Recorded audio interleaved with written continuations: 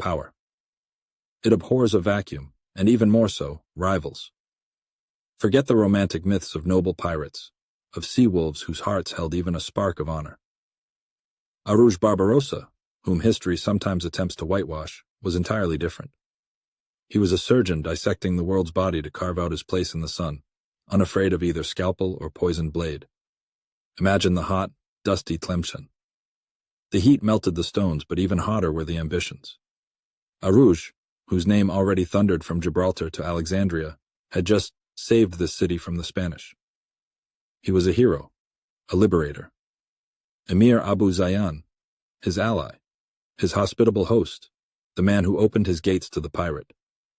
And then, on one seemingly unremarkable day, when everyone expected gratitude, or perhaps Oruç's humble departure, he didn't just kill the emir. He did it demonstratively, cynically, publicly. This was not an act of betrayal in the shadow of a dagger. It was a manifesto, a declaration, a shocking, unequivocal statement. This throne is mine, and I will tolerate no one beside me who dares to challenge my right. Neither ally, nor enemy, nor even one who merely stands in my way. This was not madness, but a cold, calculated move. It was no accident, no fit of rage. It was a meticulously planned act, asserting absolute, undisputed power. Power acquired not on the battlefield, nor on the open sea, but in palace chambers, stained with the blood of one who trusted him. Barbarossa didn't just take the throne, he tore it away, showcasing his readiness to cross any moral boundary. Such an act was no accident. It was a culmination. But what could forge such a will, such a lack of principle, capable of stepping over an ally's blood for a throne? What shadows of the past give rise to such ruthlessness? We left Oruç Barbarossa at the moment when, like a cold-blooded surgeon, he slit the throat of his patron and ally, Emir Abu Zayyan. This was not an act of spontaneous rage, but a manifesto, a bloody seal of absolute power, an assertion of his right to the throne, written on the body of the slain. But from where does such chilling calculatedness emerge in a man? What abyss lurked behind eyes capable of seeing only the goal, oblivious to the victims? To understand the monster, we must return to the origins, to the dark forge where his soul was hammered. Forget the romance of sea adventures, of noble pirates and chivalric codes. Oruç was not born in a golden cradle, but in a dirty port on the island of Lesbos, reeking of fish and sweat. His family was part of the countless poor who fought for survival every day. Poverty was not just a backdrop, but a harsh teacher. It taught him to value every scrap, every chance. He grew up in a world where a human life was worth no more than a few copper coins, where law was merely a word on paper, and the right of the strong was the only truth. In this cauldron of primal brutality, where violence was the norm and survival the only goal, his character was forged. He saw the weak trampled, their dreams crushed to dust. But there was one incident, one ruthless, deep wound that didn't just shape him, but seared an indelible mark onto his soul, becoming the catalyst for everything that followed. Young Oruç, then still just Oruç, was not merely a sailor. He was a merchant, honest but naive in his belief in justice. And it was this seemingly peaceful activity that led him to hell. In the waters of the Levant, swarming with corsairs and robber knights, his ship was attacked. Not by ordinary pirates, no. He was captured by the Knights Hospitaller of Rhodes, the very noble defenders of faith who, as it turned out, did not shrink from slave trading and piracy in the name of God. He was taken captive. Captivity.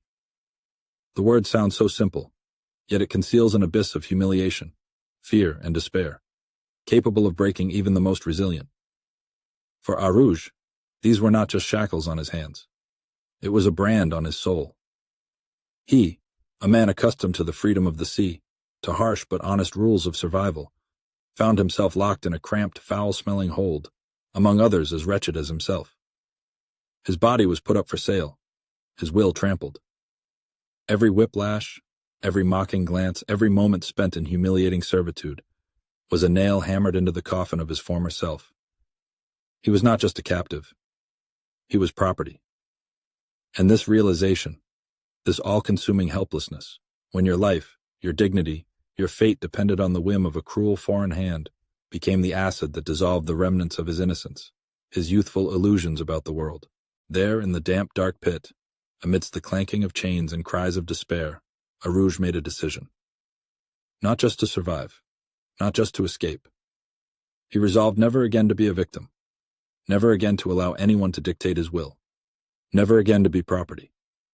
This was not merely a desire for revenge. It was a profound, existential vow, forged in the crucible of humiliation and born from the depths of despair. He vowed to become a predator, not prey. To become the one who decides who lives and who dies, not the one whose fate depends on a master's caprice. His mind, which perhaps until then had retained some moral bearings, was reformatted.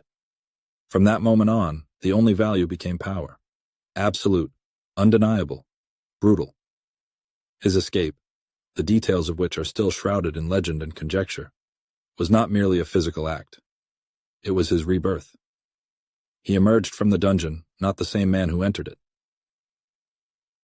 From the depths of suffering rose Oruç Barbarossa, the embodiment of a cold will to power, a calculating genius for whom human life became expendable, and morality an unnecessary burden. He understood that the only way to avoid humiliation was to humiliate others. The only way to be free was to enslave. This trauma, this captivity, this point of no return, forever defined his path. It explains his ruthlessness, his drive for absolute control, his pathological inability to trust anyone. He became a king of pirates, a sultan, a ruler of the seas, not because he dreamed of glory, but because he craved absolute, undisputed strength, capable of protecting him from a repeat of the nightmare. His empire was built on a foundation of fear and pain, but at its core lay a deep, personal trauma. And this trauma, this eternal specter of chains, drove him forward, pushing him towards the most audacious and bloody ventures. He didn't just plunder ships. He was avenging his captivity, his humiliated youth, every second spent in shackles, against the entire world. And soon, the entire Mediterranean would learn what true vengeance meant when a man, escaped from hell, began to build his own, no less brutal, one. So, Oruç Barbarossa. We left him in Tlemcen, on a throne drenched in the blood of a murdered ally. But this was merely a prelude. The capture of Tlemcen, this display of ruthless will, was just one facet of his diabolical genius. In his hands, power became not a tool, but an extension of his deformed, traumatized personality, obsessed with total control. He didn't just take, he devoured. And the juiciest morsels still awaited their turn. Imagine the Mediterranean in 1515. Not the serene blue of tourist brochures, but a boiling cauldron of intrigue, conspiracies, gunpowder, and blood. At the center of this cauldron, a shadow rising from nowhere, from the depths of the Levant. The shadow of Oruç. By this point, he was no longer just a corsair, no longer just a pirate with a flotilla. He was a nightmare, a legend, a name whose whisper made kings and popes tremble. And now, before us is one of his most audacious schemes, which elevated him to a new level of infamy and renown, the capture of the papal galleys. Scene 1. The papal catch. The plan, mad, cynical, brilliant. Oruç, by then already established as a ruthless sea-wolf, decided not just to plunder, but to humiliate. The target, 2 galleys belonging to Pope Leo X himself, laden with treasures and diplomatic mail, en route from Genoa to Rome. These ships were symbols of inviolability, a sign of supreme authority. Their capture would not merely be robbery, but a spit in the face of the entire Christian world. Oruç understood this better than any theologian. He was not just a brigand, he was an artist of chaos. He knew that for maximum effect, he needed not only a daring strike, but also a psychological game. He wouldn't simply attack on the open sea. That was too easy. He decided to play on their arrogance, their certainty of their own inviolability. Execution. Oruç, knowing the galley's route, took up position off Cape Corso, on the northeastern tip of Corsica. His ships, 2 powerful galleots, were disguised as ordinary merchant vessels, or by another account, as ships in distress. Legend has it that on one of his ships he hoisted a false flag, perhaps even a papal or Genoese one, to create an illusion of safety. When the papal galleys, gleaming with gold and bearing sacred symbols, approached, their captains, intoxicated by their own importance and disdain for low-born pirates, felt no threat. They saw peaceful sails, or perhaps even a silhouette they mistakenly took for friendly. The moment the distance narrowed to critical, Oruç gave the signal. From the mass, the false flags instantly dropped, revealing pirate symbols. From the holds, like demons from the underworld, his men burst forth, fierce, battle-hardened, with a rage in their eyes that could rival hellfire. Unexpected turn. For the papal sailors, this was not just a battle. It was a shock. They were unprepared for such audacity, such treachery. Resistance was minimal. The guards, accustomed to parades rather than deadly combat, were quickly overwhelmed. The captains, stunned by the speed and fury of the attack, didn't even have time to give coherent orders. Oruç, as always, was in the vanguard. His voice, hoarse from shouting orders, was heard above the din of the boarding. He didn't just take ships, he took souls. And when the last cries died down, and an ominous silence fell upon the decks, Oruç stood over the captured papal vessels, the irony on his face sharper than any blade. He had seized not just plunder, he had seized a symbol. He proved that nothing was sacred, nothing inviolable. Consequences. The echo of this audacious act reverberated throughout the Mediterranean. Pope Leo X was enraged. The kings of Europe, already accustomed to pirate raids, now saw a new, more dangerous threat. Oruç Barbarossa ascended to the pinnacle of the pirate Olympus. His name became synonymous with elusiveness and ruthlessness. He showed that he could defy any authority, even divine. But it was this triumph, this unprecedented audacity, that became the seed of his fatal error. He felt invincible, untouchable. His Tlemcen brutality, multiplied by success, began to inflate his ego to monstrous proportions. He stopped seeing boundaries, stopped perceiving threats. He began to believe in his absolute invulnerability, which, as we know, is the first step towards the downfall of any tyrant. Scene 2. The Algiers Gambit. The plan, the capture of Algiers. This was not merely a scheme, it was a geopolitical upheaval. Algiers, a strategically important port, was under the nominal rule of a local sheikh, but was effectively squeezed between Spanish strongholds on the coast, Peñón de Argel, and ambiguous ties to the Ottoman Empire. Oruç saw Algiers not just as plunder, but as an ideal base for his empire, a springboard for further expansion in North Africa. His plan was typical for him: exploit the weakness and despair of others to assert his own dominance. He offered Sheikh Selim al-Tumi of Algiers his help in the fight against the Spanish, who constantly threatened the city from their fortified island. Of course, this was help that couldn't be refused, and which, as always with Oruç, came at a deadly price. Execution. Oruç arrived in Algiers in 1516 with an impressive flotilla and army. He and his brother Hayreddin, who was already his right-hand man, quickly routed the Spanish in several skirmishes, demonstrating their military might. The population of Algiers, weary of constant threat, welcomed him as a liberator. Sheikh Selim, naively believing Oruç was his savior, showered him with honors. But Oruç was not a savior. He was a predator who first drives away other predators, then devours the victim itself.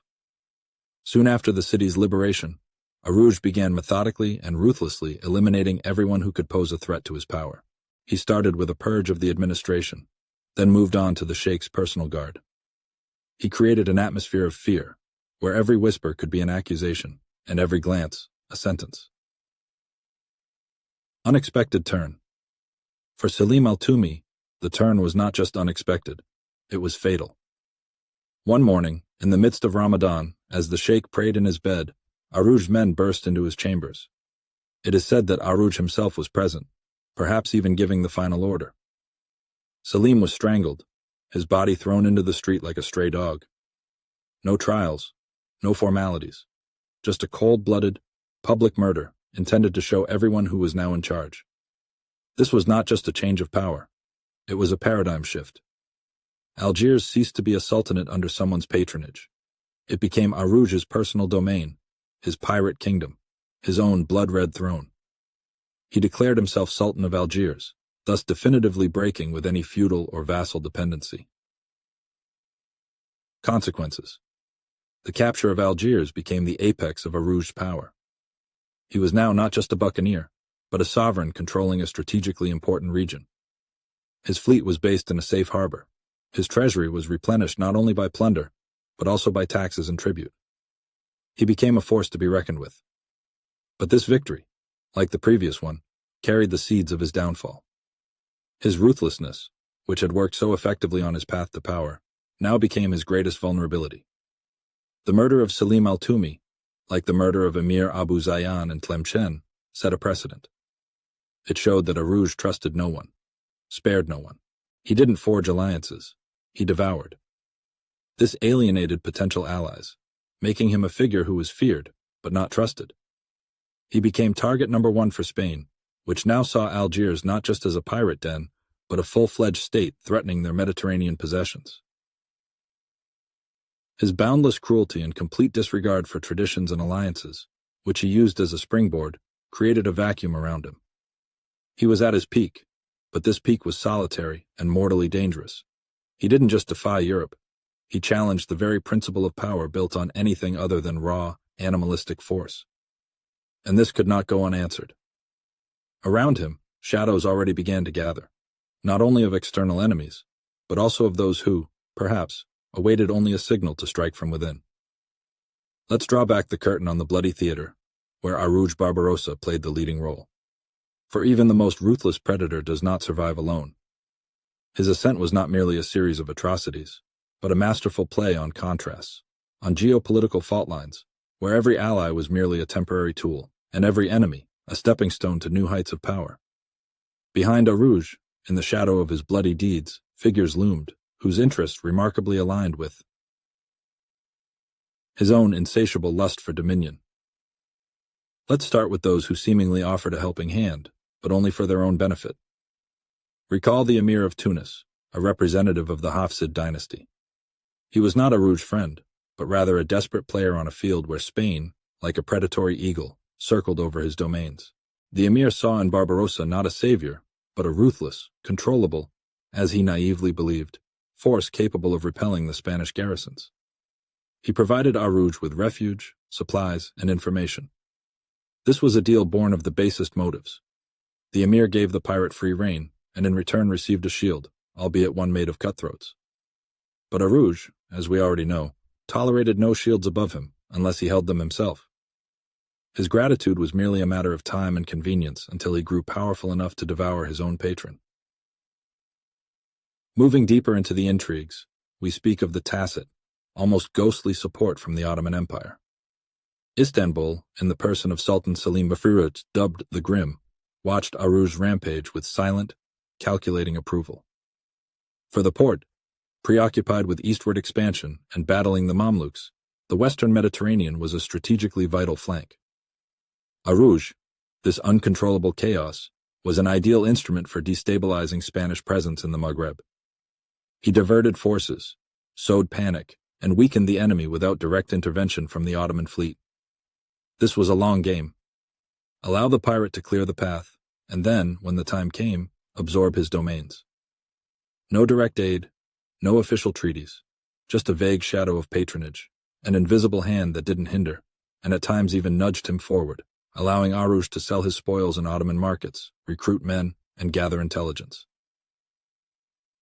It was a silent sanction, an implicit acknowledgement of him as a force it was more profitable to use than to destroy, for now. But every shadow has its light, and every ascent, its irreconcilable adversaries. Oruç's main enemy, the embodiment of the very power he so audaciously defied, was King Ferdinand II of Aragon, the Catholic monarch. For Ferdinand, the architect of a unified Spain, conqueror of Granada, and patron of the New World, Oruç was not merely a brigand. He was a living insult, a symbol of unbroken Muslim resistance, a threat to his trade routes, to his newly acquired possessions in North Africa. The struggle against Oruç for Ferdinand was not just a military campaign, but an ideological war, a crusade for the purity of faith and the grandeur of the Spanish crown. Every captured ship, every raid on the coast, was a personal challenge to Spain's might. At the spearhead of this confrontation stood the Marquis de Comares, Don Diego Fernández de Córdoba y Arellano, governor of Oran. This was not an armchair strategist, but a man of the field, hardened in battle, whose reputation and honor were at stake. For Comares, Arouge was a personal enemy, a persistent thorn in his side, whose audacity and ruthlessness demanded immediate and definitive retribution. He represented the face of the Spanish military machine, stubborn, methodical, but at times too slow and cumbersome to catch up with the phantom that Arouge had become. His story is a chronicle of relentless pursuit, tactical defeats, and a deep, personal desire to crush this upstart who dared to challenge Spanish dominance. And finally, the most complex of antagonists, Sultan Selim I himself. Yes, the same Selim whose shadow had patronized Arouge. In the world of grand politics, yesterday's ally easily becomes tomorrow's competitor, and then an enemy. Selim, himself a ruthless expansionist, saw in Arouge not only a useful pirate, but also a growing, uncontrollable force. Arouge was creating his own state in Algiers, attracting thousands of warriors, acting with dangerous independence. This was unacceptable for a sultan who sought absolute dominion over all Muslim lands. Arouge became too big, too prominent, to remain merely a tool. His independence was a challenge, his success, a potential threat. Selim needed Arouge to either submit completely or be eliminated. This hidden, yet powerful tension between the pirate sultan and the caliph of the East added another layer of drama to this already blood-soaked and ambition-fueled history.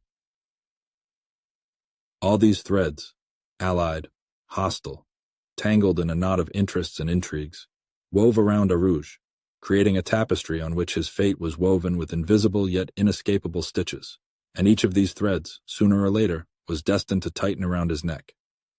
The question was only which one would prove fatal, the pinnacle of power. However bloody Arouge's path to power, he had reached it. Sultan of Algiers, Lord of Tlemcen, scourge of the seas, he seemed invincible, forged from steel and fury. But anyone who builds their empire on bones and betrayal must remember, every shadow cast by his deeds would, sooner or later, take on the form of an enemy. And Arouge's enemies multiplied like parasites feeding on his insatiable grandeur. Spain, humiliated and enraged, could not forgive him for seizing Algiers and Tlemcen. The Marquis de Comares, whose reputation had been trampled by the pirate's audacity, craved vengeance, personal, brutal, definitive. But it was not only external forces that tightened the noose. Arouge, who had strangled Sheikh Selim al-Tumi before his court, and then coldly ordered the killing of Emir Abu Zayyan after liberating Tlemcen, created enemies where he had once found support. The local population, though grateful for deliverance from Spanish oppression, could not forgive the usurpation of power and bloody tyranny. This was his fatal error, his ultimate miscalculation, poisoned by overconfidence. He believed fear was the eternal currency of loyalty. He forgot that hatred was a far stronger motivator.